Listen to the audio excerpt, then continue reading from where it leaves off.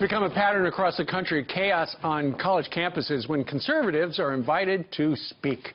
Last night, Vanderbilt University hosting Speaker Charles Murray after protests broke out at his last speaking engagement at Middlebury College, where somebody, I believe, got hurt. The co-author of Abduction, How Liberalism Steals Our Children's Hearts and Minds, Carol Swain, joins us right now. She's also a professor of political science and law at Vanderbilt and was at last night's event. Carol, good morning to you. Good morning. So what is going on with the not-so-tolerant left when these conservatives come on campus? Well, I feel that the political left, that they're trying to relive the 1960s and the revolution that they did not have then as far as overthrowing the American system. They're trying to bring it about, and often it involves stirring up minority students. Last night, the event was very peaceful, and that was because it was kept so low-key. It was kept low-key by the organizers. We had campus police checking everyone's name off a list, and we had wristbands. Mm-hmm.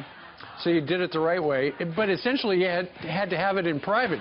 What did you mean a moment ago when you said these people from the political left are stirring up minority students? It just seems to me that currently you have professors that when I was in college, they would openly call themselves Marxists. And today, they don't call themselves Marxists as much, but they are using the same ideas. And many of the administrators I think we have on our campuses are afraid of the students. And so you have agitators. Some of them are people that are not a part of the university that come in to teach protest tactics. So you have the outside influences of the people that come in to teach protests. You have paid protesters, and then you have liberal, progressive professors that act as if they hate America, and they are suppressing everyone's free speech.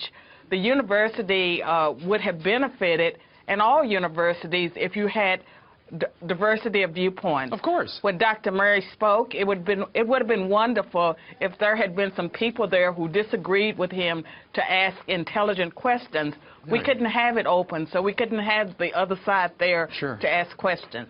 You know, when I went to college, we had it was the public square. Everybody said everything. Nobody, there weren't these violent demonstrations and stuff like we're seeing here at Middlebury, out at Berkeley regarding Milo.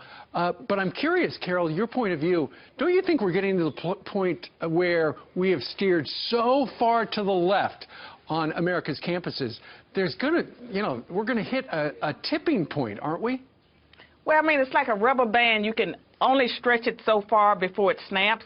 And I believe that a lot of conservative students have had enough. And even some of the liberal students would like to have a dialogue. They would like to have a real education. And these students will begin to demand change. Yeah. And they will push back. And I believe that there are more of us that are conservative than there are that are liberal. But the liberals control everything right now. Sure. And our parents are not going to keep paying the kind of money they're paying to educate their children at institutions where there's only one viewpoint. They're forcing the students to think alike. Great point. All right. Professor, thank you very much for joining us today from Nashville. Thank you. You bet.